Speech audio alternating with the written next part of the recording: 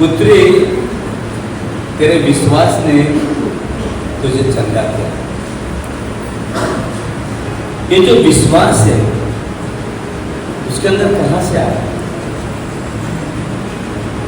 कौन से हालातों में उसने उस विश्वास को पकड़ के रखा? उसके हालात ऐसे नहीं थे कि उन हालातों में वो अपनी चंगाई के लिए परमेश्वर पे विश्वास कर। क्यों? पहली बात तो जंगल में रहते थे या गांव के बाहर। ये जो रक्त बहने का जो बीमारी है उसको लेप्रेसी के साथ में कंपेयर किया जाता था। तो जैसे लेप्रेसी लोग गांव के बाहर रहते थे, कोई उनको मिलता नहीं था, वो किसी को मिलते नहीं थे, वैसे ये लहू बहने वाली बीमारी वैसे वो लोग गांव के शहर के बाहर रहते थे, अकेले में रहते थे, उनको कोई मिलने जाता नहीं था, वो किसी को मिलने जाते नहीं थे। और कहते कि 12 साल वो वैसी दशा में थे। अब कल्पना करें 12 साल उसका क्या हाल होगा। वो हताश हो गई होगी, वो निराश हो गई होगी, वो अकेलेपन से जूझ रही होगी, दुर्बलता से जूझ रही होगी। रोज की जो लड़ाई है उसके जीवन में जीने के लिए, रोज का जो संघर्ष है जीने के लिए, रोज जो उनके पर भी देखती थी अपने आप को, अरे मैं अभी जिंदा हूँ। और फिर जब सोचती थी शायद उसको उम्मीद नहीं होगा कि कल का दिन वो देख पाएगी। अब फिर इस हालातों में उस विश्वास को बनाए रखना बहुत मुश्किल है। लेकिन वो विश्वास कैसे उसके अंदर काम किया? 29 वचन में लिखा है कि वो अपने मन में कहते थे, लड़ाई की जो शुरुआत है, विजेता की जो शुरुआत है, छुटकारे की जो शुरुआत है, चंगाई की जो शुरुआत है, परिवर्तन की जो शुरुआत है, बदलाव की जो शुरुआत है, आशीष की जो शुरुआत है, समृद्धि की जो शुरुआत है, उन्नति की जो शुरुआत है, वो हमारे विचारों के साथ में होती है। उसको लड़ना था, उसके हालातों से उसको लड़ना था, उसके अकेलेपन से उसको लड़ना था, उसके निराशापन से उसको लड़ना था, उसके दुर्बलता से उसको लड़ना था, ताकि हर परिस्थिति में वो अपने विश्वास को बना के रखे। क्योंकि उसको ये विश्वास अंधेरे में एक छोटी सी उम्मीद की किरण के जैसे नजर आ रहा था। और इसलिए रोज जब उठती थी, दिन भर उसका एक ही काम था, दिन भर वो बोलती थी अपने मन में, उसके वस्त्र को छू लूंगी चंगी हो जाऊंगी, उसके वस्त्र को छू लूंगी चंगी हो जाऊंगी, उसके वस्त्र को छू लूंगी चंगी हो जाऊंगी, उसके वस्त्र को छू लूंगी चंगी हो जाऊंगी, उसके वस्त्र को छू लूंगी चंगी हो जाऊंगी। तो दिन भर उसका एक ही काम था कि वो अपने मन में उस विश्वास को घोषित करते रहे, उस विश्वास को जिंदा रखे रहे। और जैसे जैसे अपने मन में वो बोलती थी, मैं उसके वस्त्र को छू लूंगी चंगी हो जाऊंगी, धीरे धीरे धीरे धीरे निराशापन का अंधकार दूर होने लगा, हताशापन का अंधकार दूर होने लगा, अविश्वास का अंधकार दूर होने लगा, संघर्ष का अंधकार दूर होने लगा, दुर्बलता का अंधकार दूर होने लगा, अकेलेपन का अंधकार दूर होने लगा। और उस अंधकार में वो जो छोटी सी जो टिपकी थी, वो उजियाने की उम्मीद थी, वो जो टिपकी है, वो जो रोशनी है, धीरे धीरे रोज प्रतिरोध बढ़ती गई, बढ़ती गई, बढ़ती गई, बढ़ती गई। हालेलुया। और एक दिन उसके अंदर का अंधकार चला गया, एक दिन उसके अंदर का निराशापन चला गया, एक दिन उसके अंदर का हताशापन चला गया, एक दिन उसके अंदर का अकेलापन चला गया, एक दिन उसके अंदर की दुर्बलता चली गई, अब उसके अंदर कॉन्फिडेंस आ गया, उसके अंदर भरोसा आ गया कि मैं यदि उसके वस्त्र को छू लूंगी चंगी हो जाऊंगी। यीशु मसीह की जय।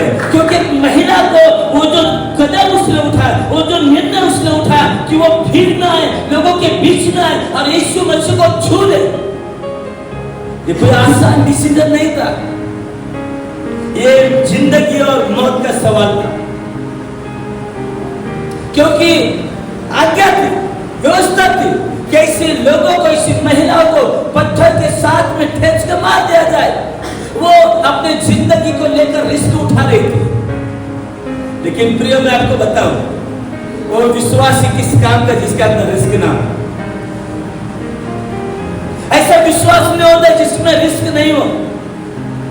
विश्वास रिस्क जब खड़ा होता है, अरे आपके विश्वास में रिस्क नहीं है, इसका मतलब आपके अंदर विश्वास नहीं है। यीशु ने पतरस से कहा चल आ जा। पतरस थोड़ी परमेश्वर था, माना कि वो मछुआरा था, माना कि उसको पानी की जानकारी थी, माना कि उसको समंदर का जानकारी था, माना कि वो समंदर का तो मौसम में उसको पहचान सकता था, लेकिन वो परमेश्वर नहीं था। लेकिन वो इतना बुद्धिमान और ज्ञानी नहीं था कि पानी के ऊपर चल निकले। यीशु ने कहा आ जा, उसको अपनी जिंदगी के साथ में रिस्क लेना था। हालेलुया। पतरस निकला, पानी में चलने लगा। विश्वास में रिस्क होती है, अब बिना रिस्क का विश्वास नहीं होता है। जहां पे विश्वास है वहां पे रिस्क है। इस महिला ने रिस्क उठाई, जो होगा सो देखा जाएगा। इन दिनों को जो मारेंगे तो मर चलेगा, क्योंकि ऐसे भी मैं जिंदा लाश के जैसे जी रहा हूं, मैं ऐसे भी अकेली पड़ी हूं, मेरे जीवन में कोई उम्मीद नहीं है, कोई आशा नहीं है। यदि मैं चंगी हो गई तो हो गई, नहीं तो मरना तो शद्रक मेशक अबेदनगो ने कहा कि हमारा परमेश्वर हमें बचाने में समर्थ है। यदि उसने बचा लिया तो बचा लिया, लेकिन यदि नहीं बचाएगा कोई फर्क नहीं पड़ता। राजा अब जलने के लिए तैयार है, लेकिन तेरे सामने झुकेंगे। हालेलुया। यीशु मसीह की चंगी हो गई तो हो गई, मरना तो ऐसे भी। उसने रिस्क उठाया, वो आई। वो कॉन्फिडेंस कहां से आया? अपने मन में बोलती थी। वो भरोसा कहां से निर्माण हुआ? अपने मन में बोलती थी। क्या बोलती थी? यदि मैं उसके वस्त्र को छू लूंगी तो। एक मराठी गीत है, दुष्ट करले करे प्रभु गुंडा सिंता में झाले भरी,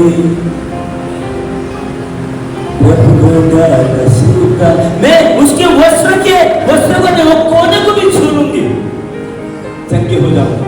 ये जो विश्वास है उसने अपने अंदर डेवलप किया। सालों साल उसने अपने अंदर इस विश्वास को बनाया, विश्वास को डेवलप किया। कैसे? मन में बोलने के द्वारा मैं चंगी हो जाऊंगी, उसके वस्त्र को छूंगी, मैं चंगी हो जाऊंगी, उसके वस्त्र को छूंगी, मैं चंगी हो जाऊंगी। दिन रात उसका एक ही काम था, वो बोलती थी, बोलती थी, बोलती थी, बोलती थी, बोलती थी। उसके डिक्लेरेशन के द्वारा, उसके घोषणा करने के द्वारा, उसके बोलने के द्वारा उसने अपने अंदर विश्वास को डेवलप किया।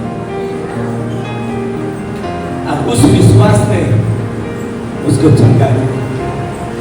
आपको विश्वास को डेवलप करना है। परमेश्वर ने आपको बहुत बड़ा विश्वास नहीं दिया है। बाइबल कहते हैं परमेश्वर ने हर एक को एक बीज के समान विश्वास दिया है, और हमारा जिम्मेदारी है, हमारा काम कि हम उस विश्वास को डेवलप करें, उस विश्वास को बढ़ाएं। कैसे? परमेश्वर के वचनों की घोषणा करने के घोषणा छुटकारे को लेकर आती है। यदि आप गरीबी में आप परमेश्वर के वचन को बोलिए, यदि आप बीमार है परमेश्वर के वचन को बोलिए, उसके कोड़े खाने से मैं क्षमता हुआ, उसके निर्धन होने से मैं धनी बना। वो मसीह जो मुझे बल देता है उसके द्वारा मैं सब कुछ कर सकता हूँ। परमेश्वर मेरे हालातों को बदलने में समर्थ है। ये गरीबी मेरा भाग नहीं है, ये बीमारी मेरा भाग नहीं है, ये पराजय मेरा भाग नहीं है, ये हार मेरा भाग नहीं है। बोलते जाइए, बोलते जाइए, बोलते जाइए। आपका विश्वास बढ़ने लग जाएगा, आपका विश्वास डेवलप होने लग जाएगा, आपके अंदर कॉन्फिडेंस निर्माण होगा, आपके अंदर भरोसा निर्माण होगा। और एक दिन आपको मौका मिलेगा, परमेश्वर कहेगा कमाल, आजा सज्जन आजा।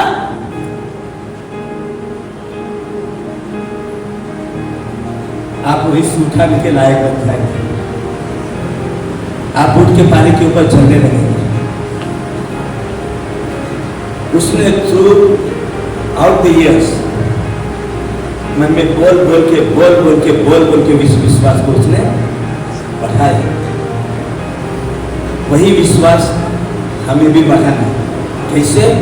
वचन को बोलने के, जब हम वचन बोलते हैं, जो वचन की घोषणा करते हैं, विश्वास बढ़ने लगता है।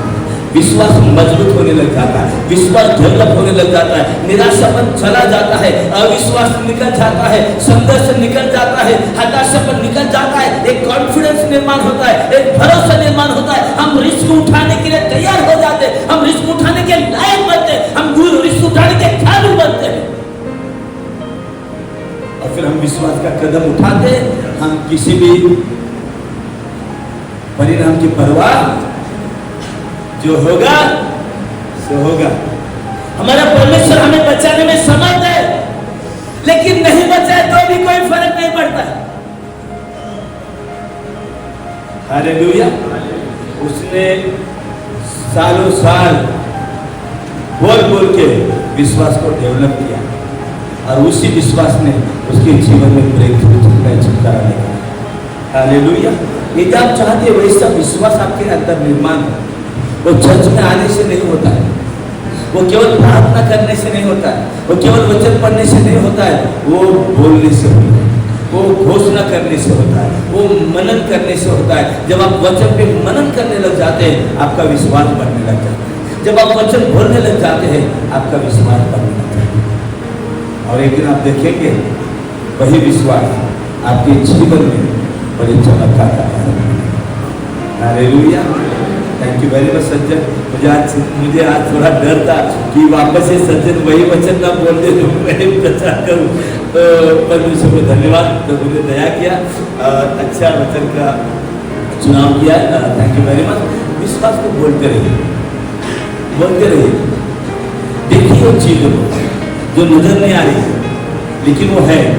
आपको नजर नहीं आती इसका मतलब ये नहीं कि नहीं है। हालेलुया। आपको नजर नहीं आती है लेकिन परमेश्वर को नजर आती है। आपको दिखाई नहीं देती लेकिन है।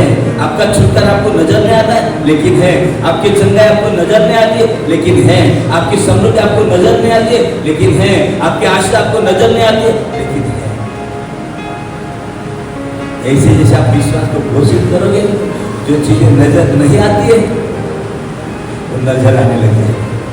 जैसे आप वचन को घोषित करेंगे, अविश्वास के बादल चले जाएंगे, निराशापन के बादल चले जाएंगे, हताशापन के बादल चले जाएंगे, अकेलेपन के बादल चले जाएंगे, संघर्ष के बादल चले जाएंगे और फिर वो जो चमत्कार का जो आसमान है, आप उनको बिल्कुल स्पष्ट रीति से उस आसमान को देखने लगोगे। विश्वास आपके लिए चमत्कार लेके आएगा, लेकिन उस विश्वास को आपके अंदर डेवलप करें। हालेलुया। आइए प्रार्थना करते। परमेश्वर, हम धन्यवाद देते सज्जन के लिए और ये वचन जो पवित्र आत्मा आपने भाई के द्वारा बोला है, हम धन्यवाद देते हैं प्रभु। हम प्रार्थना करते हैं हर एक के दिलों में ये वचन बोला जाए प्रभु जी, और फलदायी बने हर एक के अंदर प्रभु। वो हियाव निर्माण हो, वो भरोसा निर्माण हो, वो कॉन्फिडेंस निर्माण हो और परमेश्वर हर व्यक्ति विश्वास में रिस्क उठाने वाला बन जाए प्रभु। लगातार आप भाई से बात करते रहे, पवित्र आत्मा आप उसको सिखाइए प्रभु जी, गहरी बातों को बताइए परमेश्वर, समझाइए प्रभु जी, और अधिक परमेश्वर आपके राज में आप उसको आगे बढ़ाइए प्रवेश के नाम। आइए ताली की बरकत प्रभु।